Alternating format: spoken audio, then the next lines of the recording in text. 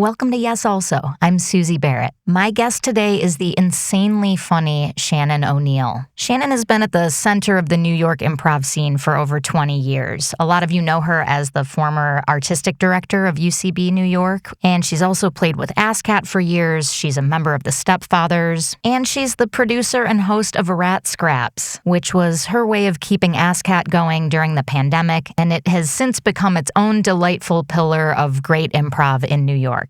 Those of you who have had Shannon as a teacher know that she's one of the best there is, and you'll all get a taste of her improv teaching nuggets in here. And she shares a lot of crazy stories from her time as AD of UCB during kind of the most chaotic heyday years. This is just one half of this interview. For part 2, you'll go to yesalso.supercast.com and subscribe. And to see Shannon improvise, make sure you check out RaaaatScraps every Sunday night at 7:30, live in New York at the Caveat Theater, or live streamed from anywhere. And she actually gave out a discount code for me to blast to all of you. This will get you 50% off of all RaaaatScraps tickets forever. Use the code RaaaatStudent. Okay, let's get out of here and get to Shannon O'Neil. Shannon O'Neil, welcome to the pod. Thank you very much, Suzi Barrett. Welcome to the pod. Oh my gosh, thank you so much for having me. Does anyone ever welcome you to the pod? It feels so nice. Yeah. When I did a live recording, someone welcomed me, and it felt fun to welcome each other. But no one's ever welcomed me in this context. Yeah, so. Especially since we're not in the same space. So I want to welcome you into my home. Thank you. Yeah. This is a very special episode of MTV's Cribs. We see what you've done with that blank wall and that arm of that couch. Oh, yeah. There's things up there. Okay, all right. You're a ceiling artist. I got some Joan Cornella up there. Pretty nice. Okay. Not bad.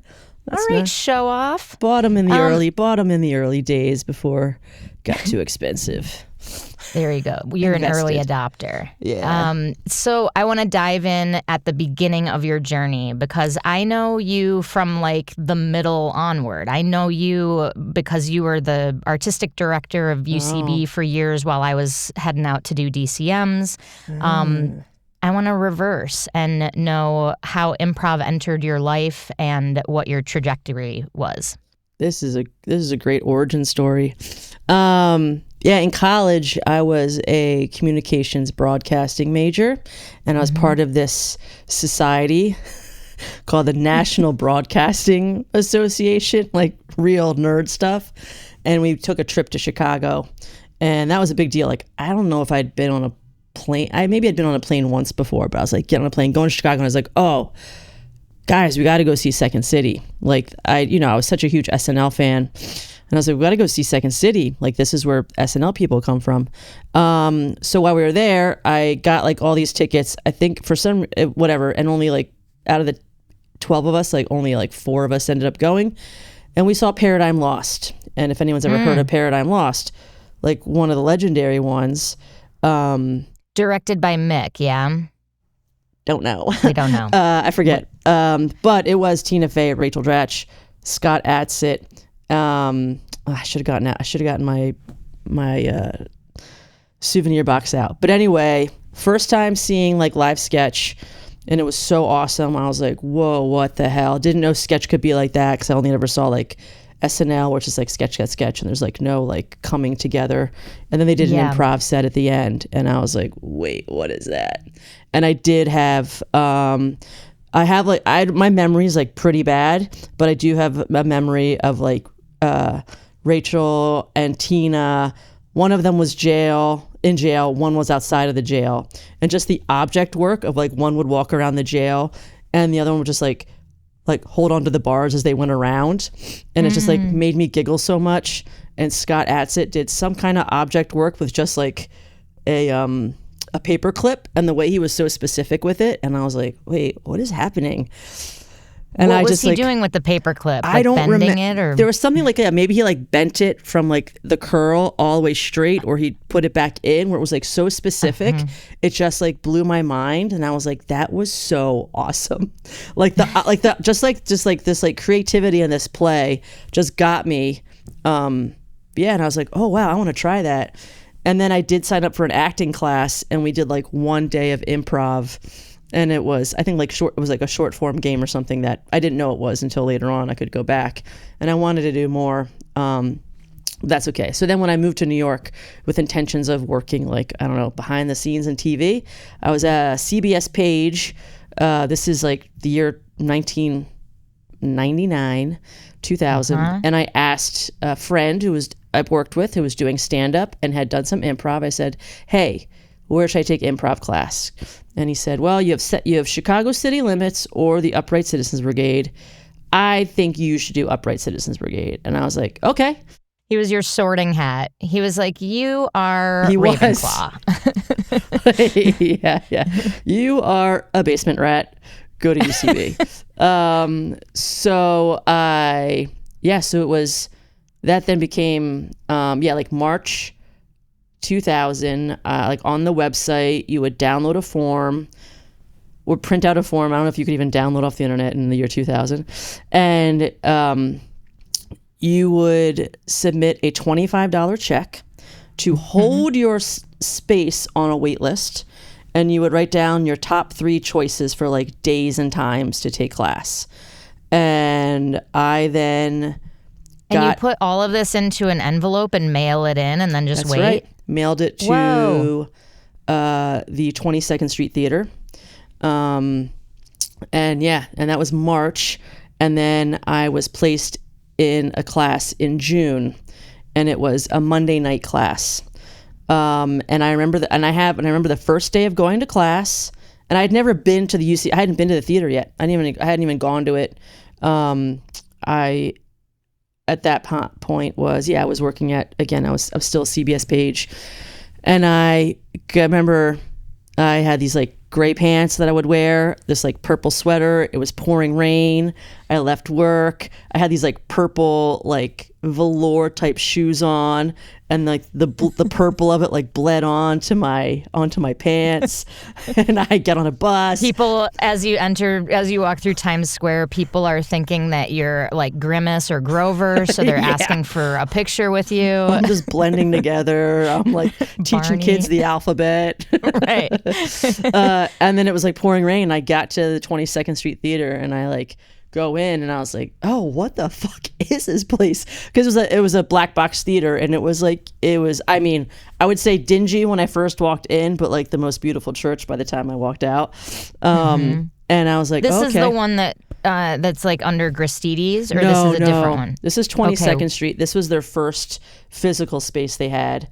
And it used to be a like burlesque strip club. And then got it. That when like Giuliani came, and before his brain split in two, he like was like doing like cleaning places up. I don't think strip clubs should have been. Not that I'm pro get rid of strip clubs, but this one was, they're cleaned up 22nd Street, and then the UCB4 went in and were like pulling condoms out of the walls, and then turned it into an improv theater.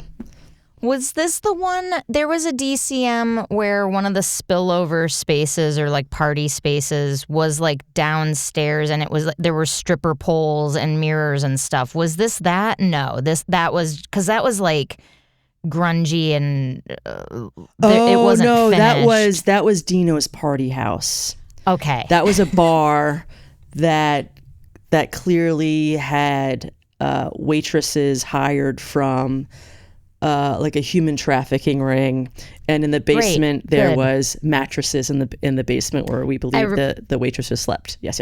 Yes, I remember finding a mattress. I was just like looking. Someone was like, "There might be extra beer back there if you want to bring." And I was like looking and found like a dusty, spidery mattress, and was like, "What is this Hall of Horrors?" Yeah. That was Dino's Party House. We had rented it, and then it got shut down by the cops during the DCM, and then we got it going again because Alex Sidis is a genius man who figures things out. But no, this was 22nd Street, which was like maybe sat 80 people, but they would pack people in. People would be standing on like the radiators. I say radiator, get over it. And that's where I first had class, and it was on Monday nights because the theater was actually closed on Mondays, so they could have class Monday. So my first class was like on stage at the 22nd Street Theater, like on a Monday night. That's and then didn't stop. I fell in love instantly. What about it grabbed you instantly? I had this moment of like, I didn't really quite understand what improv was. I knew I wanted to try it. So I came in like very naive and was just like, okay, what is this? And I just was like, I'm taking a class. This is cool. Maybe I'll meet some friends. And we were doing probably a version of like an exercise like guest panel. So it's like three or four of us were up on stage being interviewed. And we were all family. And again, I have a bad memory, but I remember certain things. And and it was like a dysfunctional family, and I was a kid, and I was like really mad at my parents for not taking care of me. And then whoever was the mom says, I cook for you. And I said something like, oh, if you call like a spoon and a lighter cooking, sure. And there was like this big laugh. And I was like, wait, what? I was just trying to be like, oh, my, this is a dysfunctional house. I was just doing, if this is true, what else is true, and not knowing what that was. Right. And I got that laugh, and I was like, oh, I'm hooked. And anytime I would have like a bad show, I'd be like, remember day one, Shannon? You can get a laugh. You have to just remember the laughs that you got and just know that they'll keep coming and be closer and closer to each other. And then you take the wrong lesson from that, and your next show is like two wholesome people at a petting zoo, and you're like, hey, pass me a spoon and a lighter, and I'm cooking. Yeah. No one laughs. You're so confused. I'm like, wait, let's do lines off this goat's ass. Why aren't you guys laughing? Come on. I love what you said about like, keep going, and eventually the laughs will be closer and closer together. That's such a poetic way to say what happens. And sometimes, it often takes like years and years for those laughs to come closer together. And, with large patches of like panic in between where you're like, am I good anymore? Am I doing it? But it does trend in that direction. Oh yeah, that's like when I'm teaching, that's a big thing that I just like remind students of like, remember the last time, like when you're like have a good moment, like remember that, like that's great. The fails, and I tell my students like, I want you all to fail. If you're not failing in class, then you're not going to learn. But also know that it's going to get easier and easier. You might be really far apart right now, but if you just keep working, just remember how far apart those laughs or those moments of clicking, even if it's not a laugh, it's just like, okay, I get it. Yeah. Yeah. What levels do you teach now, or are you just teaching like on your own, like master classes and stuff? No, right now I'm at I teach at UCB still, because I just love teaching, and all the students are really fun and stuff. So right now I'm doing 201 and 301. I was teaching 101. They kind of give me what they need to plug in, and then I teach for World's Greatest Improv School as well. Great. Yeah, so I do in-person classes. We have a few in-person classes in New York, and those are, of course, like for advanced students from any school. So you could be, there's so much improv in New York. You could be, Magnet, Pitt, Brooklyn Comedy, Collective, UCB. As long as you've taken like 3 classes, you can come to World's Greatest Improv School and teach more like, advanced stuff, or like specific, smaller, like 2 to 4 week classes. When you have creative control over your own curriculum like that, what are your favorite topics to teach, or what do you gravitate towards? I love to teach organic improv in like where like no sweep edits, everything just inspires the next thing. Very in the moment. You're not on the back line thinking of what your initiation is going to be, because you're almost like not allowed to, because it has to come from whatever's happening. So I like to teach that. I don't teach it a lot. I do have a 4-week like crash course on that coming up, but when I can take the time I want to, it's like a 12-week class. But that's really hard for people these days to put that kind of time around. But I might try to do a 12-weeker next year if I have. I also have to be able to have the time too. Right. That's and the brain and the brain power, because it does like in that class, like people's brains melt a little bit, and I'm like, my brain is also melting. Don't worry, because I'm also like keeping track of like organic improv, which is like I got to remember everything that happened so I can like help guide you and stuff. So, but that's like a passion of mine, and I don't get to do it. I don't necessarily get to perform it that way as much.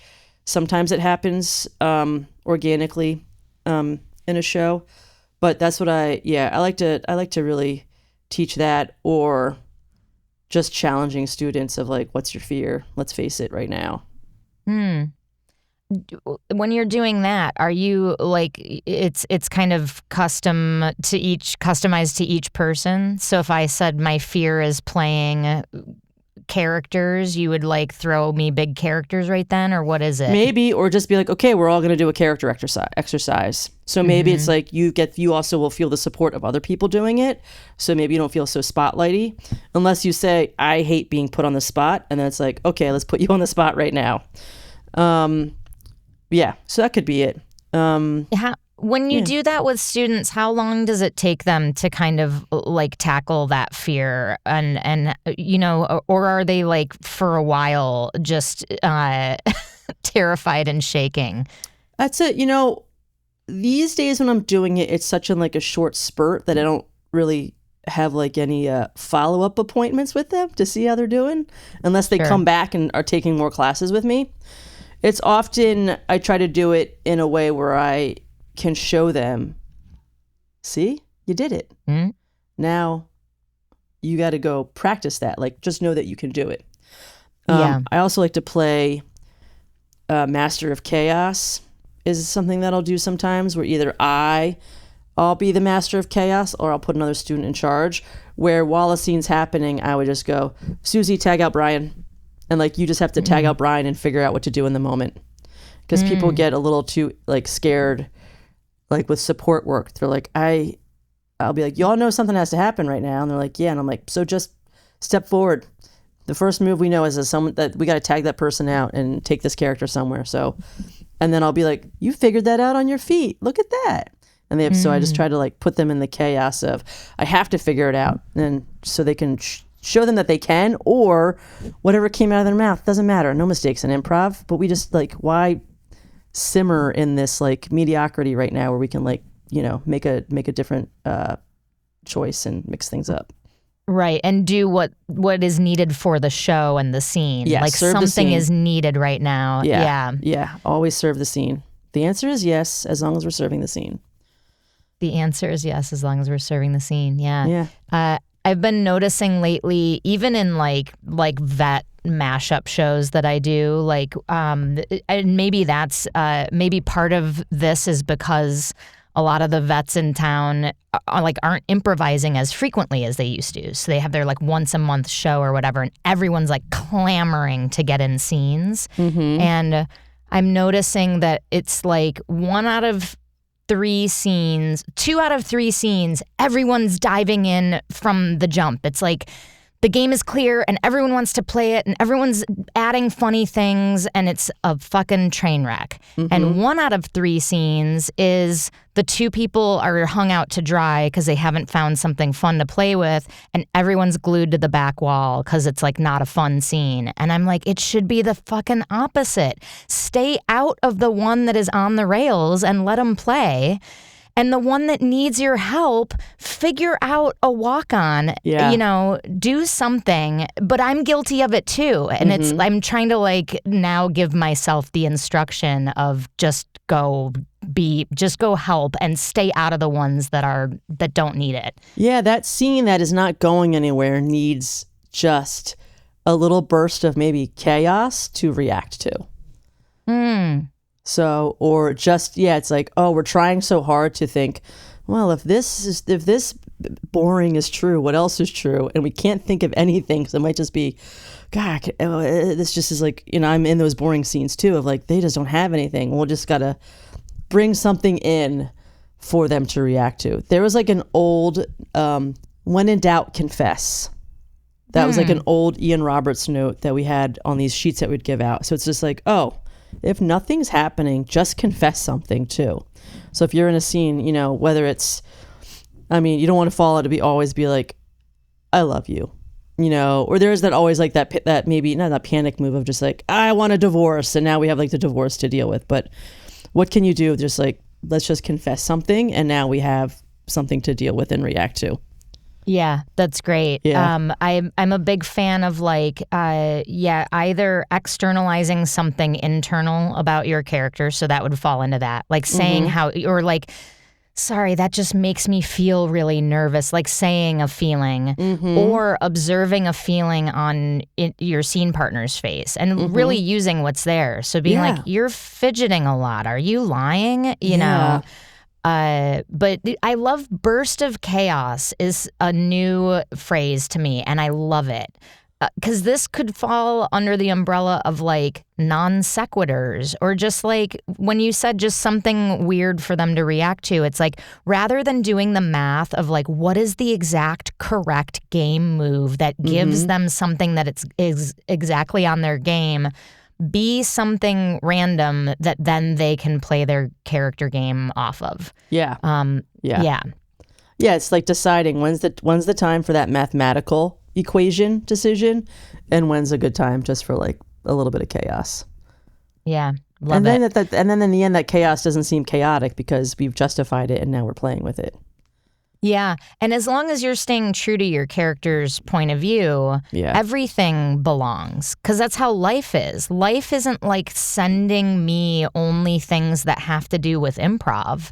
Yes. You know, like I'm on my dog walk, like almost stepping in human shit, and my dog's trying to eat it. And, you know, there's like a whole host of things. Yeah. It turns out they're all shit related. But so let's dive back into your timeline. So you're in classes, you're in love. What's the progression here? Do you when you're in 201 and 301, are you finding game easy to learn? That's usually when kind of the wheels come off for a lot of students. Well, it was way different back when I was learning, because there was level 1, level 2, level 3, and there was no curriculum. So the teachers were told in level 1, make sure you teach whatever XYZ, level 2, XYZ. So they had things they had to hit, but you would go into I would go into like a level 2 class, and some students would have learned how to edit. Some students didn't know how to edit because based on whoever the teacher was, either taught them editing or didn't teach them editing. I'm just picturing a class where two poor students are in a scene and they don't know what an edit is, and someone tries to sweep them and they go, "Whoa, a streaker just ran through our laundry room." Yeah. So like, whoever, like each teacher I think had to just like catch everyone up in some way. So level 1 was definitely monologues into scenes. Level 2, I can't even remember what that show was. I just remember it was Katie Roberts telling me to stop having a potty mouth, and I still have a potty mouth, but I was like, you're right. I don't have to just be a potty mouth, and that note has always stuck with me when I'm like, man, I've been just a disgusting human being for the past like few shows. I need to like try and be a little more top of my intelligence, which might be the top of my intelligence. But you've hit the ceiling. Yeah. Level 3 was Herald. I know we did do a Herald in level 3, but I honestly don't remember where and when I learned game. I have no recollection of what class that we were like, this is the game of the scene, until I think I was on Herald night, and then we would have those notes a little bit more, and then I was like, oh, but I think I just was doing it and just didn't know I was doing it. Not to say that I was crushing it, because also the level of talent was really good, but there's like a lot fewer people taking classes back then, where it wasn't just like rolling classes constantly. It was there would be, all the classes would start, they did like basically sessions of like every class starts this week and it would go for 8 weeks, and they would have a 4-week break, and then the next session would start. So it was like a very small community when I was taking classes back then. So honestly, I don't remember when I started learning game until I was on like Herald night, and then it became a very like what was your game, all this kind of stuff. Yeah. Was that like Ian and Besser giving you guys notes, or did you have a coach? No, they were doing the UCB show was still happening when I started classes. The UCB sketch show was happening, so they weren't teaching class at that time. This was notes. Herald notes were coming from John Ross Bowie. Was my first Herald coach, and Big fan. Yeah, great Herald coach. And then I had, I was also still on an indie team. When I was on a Herald team, I was still on an indie team. And I had Billy Merritt would do actually a practice, this like indie practice session called Tugboat. And it was like every Sunday, I don't know, noon to 3 to 6 or something. And it was just this great open practice session. And I think Andy Rocco maybe organized it, or Andy Rocco was just in it. But there's a lot of other people in it, but I just remember Andy Rocco. And so I would like do that. I had my, who was even coaching? I know like Seth Morris had coached my indie team, which was called Toast. And I had Julie Brister coaching one of my indie teams. All the greats. All the greats. I want to go back to a point about when you said like there was no curriculum then, but they had kind of beats or bullet points that they had to hit. Mm-hmm. Having been through classes like that, and then having taught and seen the result of curriculum-based teaching, mm-hmm. Are you an advocate for one over the other, and why? I would say I'm like 50-50. Curriculum is good for for when you're teaching these core levels, right? So I like the idea of curriculum, especially when we used to be able to do makeup classes. So I missed class number 3 of a 101. I can go make up a class number 3 in another class, and I'll learn what I missed. Like that's where it's really good for that. It's good mm-hmm. to know that we're all getting the same stuff. I'm not gonna like miss some if I take a class with taking a class with Johnny Milkshake, I'm not gonna, and like, oh, he doesn't really like to teach whatever. Doesn't like to teach X. That wouldn't be good. You want to get all that same stuff. So I do like the curriculum for everyone's gonna get to learn the same language. I do like the idea of having options though. If I'm teaching a class that seems to be like, okay, we're really struggling with justifying, like I would love the option to maybe be able to focus on that, swap, like, I can get rid of this exercise because they're actually pretty good with, they're doing great with initiations. I don't need to do another initiation exercise. Let's focus on justifying a little bit. So like having some wiggle room, I think, is nice to adjust for the specific class you're teaching, because not every class is going to be the same. And I've recognized that. And don't fire me, Johnny Meeks, but sometimes I do adjust. Uh-oh, Johnny Meeks. Hear this. He's gonna hear it. But sometimes I do. Right, I'm just like I can't move on right now, because if I go to this next exercise, it's not going to help them because they haven't. Yeah. So I have to I find my places to cut time, add time. Maybe I'm like, okay, our warm up this week is going to be, we don't need to do crazy eights right now. We don't need to do other stuff. Like we're going to get right into stuff. Yeah. Especially with absences, when you have like a lot of absences and we don't have makeups. It's like, I can't just be like, I can't tell you what second beats are. No, you missed a second beat class. Like I got to go over it or you're going to be lost. It's not fair to anybody to be lost. So I just have to in the moment make adjustments so that by class 8, they have gotten everything they would have in the curriculum, but I just might have to, make adjustments. So that's but not everyone can do that. Not to, fucking toot my own horn, but I'm been teaching for a while and I feel like I have a pretty good idea of that teaching isn't just doing the same thing every class. You have to adjust for different learners. No, you have different types of learners. Yeah. Yeah. That makes you a great teacher. And isn't it interesting when you said like some classes have a hard time with justification and some classes have this down pat? I've found that too, that like there are exceptions. Like you'll have a class that's kind of all duds, maybe with one standout star.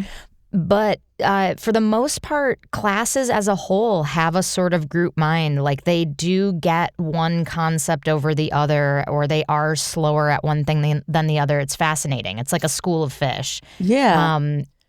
And maybe that is because there's like a feedback loop element. It's like if a couple people aren't really getting it, they are half of the scenes. So then it makes the scenes go a certain way. And then that's the example for the people watching.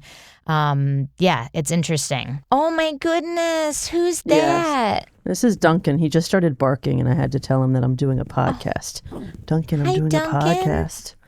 Oh, yeah, we just went on a very long walk where we went to a No Kings protest and then came back. Oh, good. I can't fully say that I intended on going to it.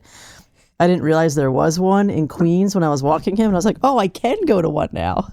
Ironically, you were on your way to a more Kings protest, and you got swallowed up with, logistics. Yeah. You're on Herald Night. What team is this? Your first Herald team? My first Herald team was called Joe Ross Tribe. I've heard of this team. Oh, yes. Or I've seen posters for it or something being around the theater. Myself, Chris Gethard, Curtis Gwynn. This is a great team so far. Don't ruin it with 5 other awful people. Louis C.K.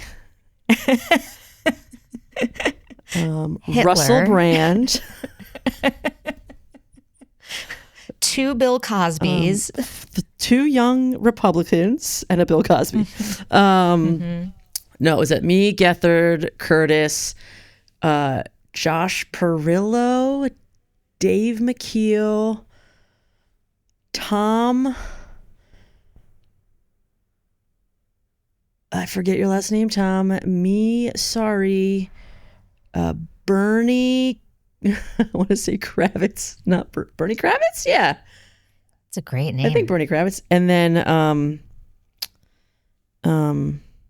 Rhea Dates. I believe that was the team. Yeah, and it was a fun, good time. And you felt like you guys were doing good shows and kind of on the rails with stuff. I mean, we were having fun, and then we're all early 20s. There was definitely like interpersonal like issues, whatever. People did things. We didn't like it. It was such a, I don't know.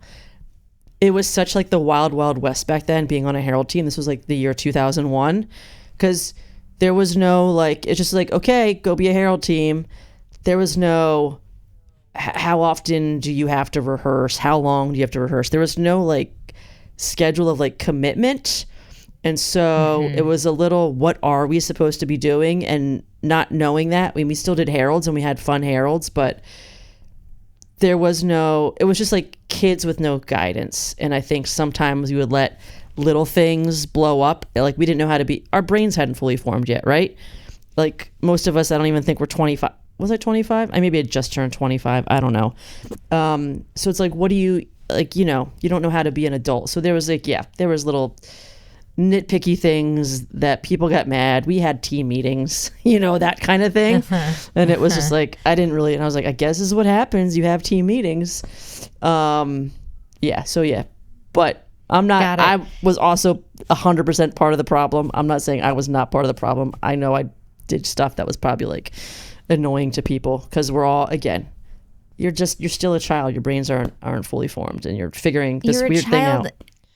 And you've been set loose in New York City, and it's a time before smartphones. So you don't have the healing balm of text chains. Yes, that's right. People can do bits and get on the same page about. Yeah, you can't like send passive aggressive texts.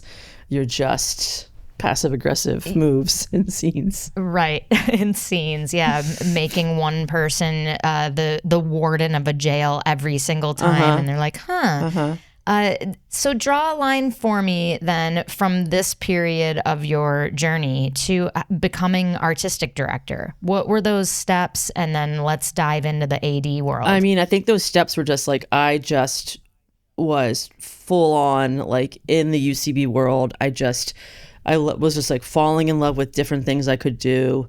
So trying to be like, I remember being like, I wanted to be like on like do sketch. There were no sketch teams back then when I was first on Herald Night. So I like got a part on like Billy Merritt was doing a show called I think it was called like Braintown. And so I helped him. I think maybe I did some kind of like prop making for him, as did again Andy Rocco. Another name, good old Andy Rocco. Like he just was like, oh, if you like, you know, can you help me with like costumes or help me with this? And either Andy made or I made the brain. I can't remember which one of us, but like one of us like made this thing. So then we had like a little part. So I just was ready to be like, learn the DIY way and just being an intern till like 3 a.m. during jams, just like absorbing and learning like, what is this place? What is this culture? Being on teams. And then I was off Herald Night for a little bit. My team got broken up. I didn't get on one. And like, so I had that same feeling a lot of people have of just like, what is my life? But I was still improvising because I loved it. And then got back on a team and that was great. And then was teaching. I had started teaching in like 2005. Loved it. I ran the training center from like 2006 to 2009 or 10. So then I was getting like learning like business side a bit of UCB, of how classes work and like some of the money stuff, how to take all those paper checks and work. Yeah, thank God it was there was some paper checks, but thank God by that time we started taking online payment. But reservations were still just sign up. Like there wasn't any there were no prepaid tickets yet. There was all still just like we got 270 reservations for tonight. That's sold out because, you know, 100 of them aren't going to show up. Wild. Yeah. Like giving refunds to students and learning, I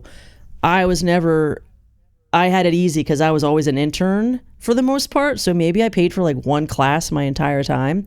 But for the most part, I had gotten my first class I paid for, but I think after my first class, I was an intern. So I wasn't paying for classes for a long time and just seeing and I would go to class, but just seeing the different side of like, there are some students who they're just here to have fun. And so like, they don't care about seeing shows and just like learning all like the stuff about, you know, like the student brain and the different people that are taking classes, trying to get to outside my own little bubble. And then I left running the training center and just went back to just teaching, was on like digital teams. I was on Torco. I basically was doing all this stuff, was on a mod team for a few years. And then I was just teaching and doing, I was running ASCAT and when did you sleep or make rent or eat food? When I was running the training center, so I had that little tiny salary, plus I was teaching 4 classes, plus I was doing Torco. So I was like I was working a lot, but like teaching 4 classes is, UCB does, I would say pays very comparably and does pay very well. Even now, I'm just like, I think they pay perfectly, like, you know. If you're working enough, you can cobble something together. And you had so many areas that you were doing. Yes, and I'm also, just from like how I grew up, like we grew up with like, you know, single parent, not a lot of money. I've always been like pretty financially responsible. Of like, I paid my student loans off really, really like early, and knew what a savings account was, and so I knew then, when I left running the training center, that I knew that I could survive on like teaching. And then if you coach teams, that's just cash. So I knew so I had figured it out. And I was spoiler alert, everybody, I was married to a man for a while. Spoiler alert. Bum, bum, bum. So I did have a roommate. So, it was like dual income kind of thing. Yeah. Plus, if you, in that 22nd Street Theater, if you could feel in the right place in the walls, you could find some rogue singles stuck to old condoms and yank those out. Yeah. I had a lot of sticky dimes, sticky quarters, sticky dimes. Sticky dimes, my mod team. Yeah. And yeah, like if you learn how to do the hustle right, you can figure. I mean, I've also been so very, very lucky on my, like, how my life has gone in, like, at least through the UCB, of never getting, just being able to, like, keep performing and stuff. But then, and then I had been taking a break from, I was teaching, but wasn't doing much, but like teaching, coaching, that was my thing, corporate workshops, whatever. Maybe I was still doing Torco a little bit, but that does actually not pay did not pay that great, but it was like really fun to do, and it was a great experience. Mm-hmm. And then in 2014, Alex Sidis had approached me and asked if I would be interested in being the artistic associate. And it was I was interested. The artistic director position had come up before, and I was not interested in being it. I was like, I don't think I'd want to be that. But then at that point, I felt like I was like, oh, I like feel like I do know, like I've matured enough as a person. I know sketch, I know improv, I know I've ran the training center, so I know kind of like enough where I would feel confident. I was like, oh, yeah, because it was like be an artistic associate with the knowledge that Nate Dern would be leaving probably in a year. And I was like, that's great, because I can learn, like, at least back then when it was like the theater does have kind of like seasons. So like a good year cycle would be great to see what happened, like go through that year under Nate, so I can go through DCM and Maud auditions and Herald auditions and all the different things that you have to, it's like learn these things. And I was like, yeah, that sounds great. So I started in March of 2014, and then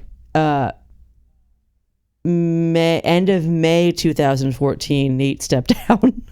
And I was like, what are you doing to me? He's like, I feel confident in you, Shannon. I think he was just like, I think Shannon could just take this. And I was like, you came in for work one day and saw him like buckling the safety belt on his jetpack. Yeah. And he's like starting it up. He's like, I'm out at the end of Del Close Marathon, which was like mid-July. And I was like, you motherfucker. And I was like, okay. You're not even going to help me mop the sticky ass floors? But yeah. And at this point, you guys were in the Chelsea spot? We were Chelsea and East Village Theater. Okay. So it's two theaters. So back then, artistic director, starting in, I think, 2011, I think, is when the East Village maybe had opened. So from that point on, it was like you were artistic director of two theaters. And that's a lot. So yeah. Yeah, that's tough. Two theaters that weren't really walking distance. Yeah, some might say not easily walking distance. Impossible. But you say definitely impossible. I said yes and a gun to my head. Yes, and a gun to my head. Talk to me about being AD. What were some positives, some negatives, and what are like big takeaways that you can impart to other people doing similar jobs? I don't think there is a similar job, so that's one thing. I mean, it was I think part of the job description on like, the layout of like, here's what you do as artistic director, all the things. One was control the chaos. So, because it is chaos, it's just chaos. It just feels like chaos every day. The one big thing I learned was that like I barely got to be artistic director. Like that artistic part was like not as much because there was so much other stuff that came with the job. Let's start with the positives. I got to watch performers and writers like grow and change and learn from failures and succeed. You know, I'd see someone, whether it's like even like in auditions, I see someone come in for an audition one year and maybe they got to like even just like the yes pile and were moved to like a maybe pile, right? And and it's just like, okay, like, all right, they were really fun, love it. And then the next year they come in and it's like, hell yeah, like you remember them. It's hard to remember when you're auditioning 700 people, but there's certain people that you do remember. And then seeing people get on a team and seeing how they go from like, you know, being okay, kind of getting like, you know, because game is always going to be super hard for people. Like you're still learning game, I think, even when you're on a Herald team, as far as like being consistent. For sure, yeah.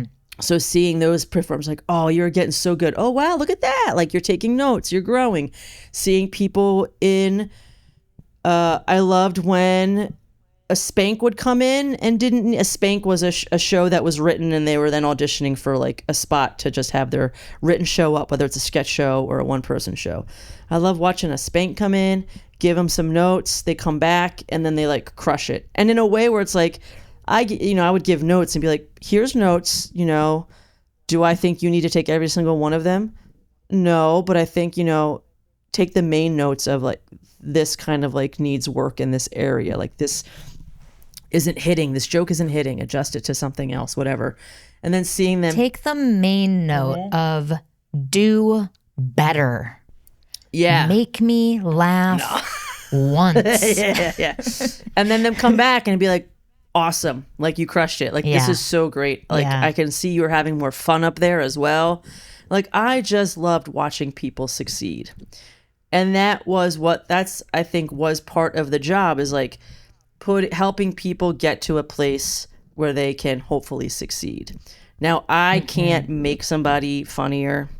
I can only help them maybe tap into that funny. Like I can't make somebody work harder.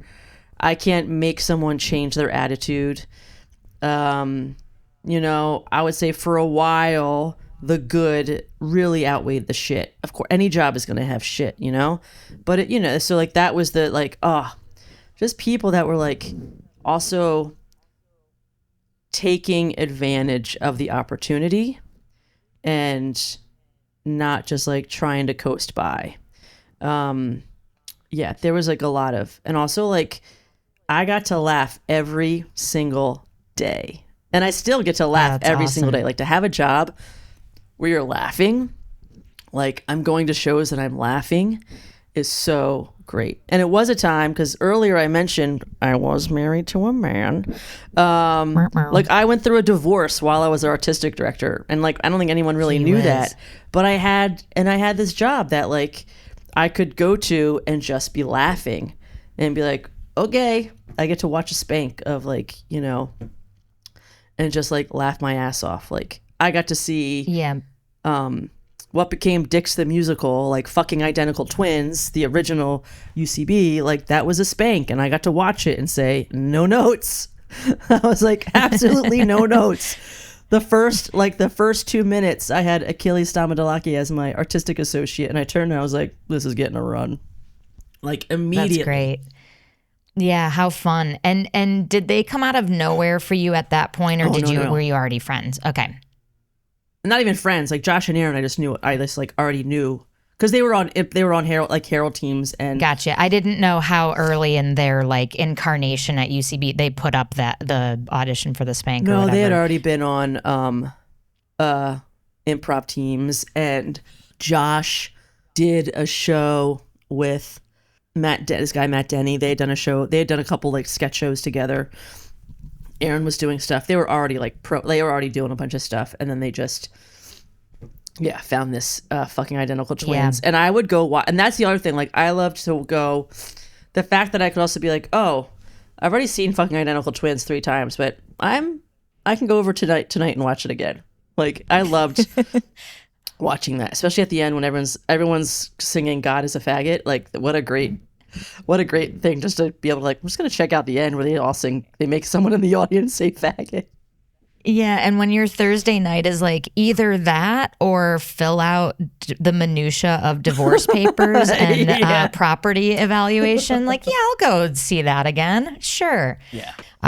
All right, do we want to talk about the chaos of ADing and Sure. how you manage that? Like, what does manage the chaos mean? Are we talking about like people coming in off the street not knowing what the place is and you got to like deal with that, or what are we talking about? Well, there's like good chaos would be like the yearly call or email from SNL that says like, hey, next Tuesday we want to have a showcase, and then I gotta just be like, great, yes, and then cancel those shows, and then just like fit that stuff in.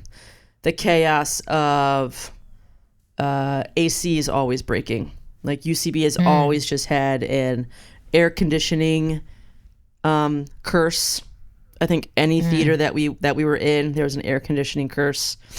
Maybe not East Village. And just brutal. That's a brutal curse to have in New York in the summer in a packed theater, standing room only in a basement, with a grocery store dripping shrimp juice on you. Yeah.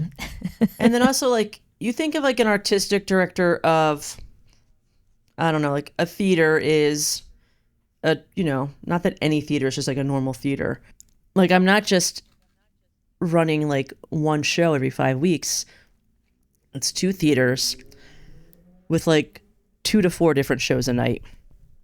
And you have Herald night, and those teams need notes. You have Lloyd night, those teams need notes. You have Maud night, those teams need notes. And my responsibility wasn't to give notes every single week. I would check in with coaches. I would watch.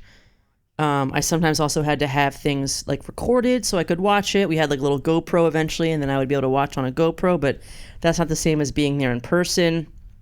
Mm-hmm. And so the chaos of also like trying to manage all that stuff. And I would say the chaos of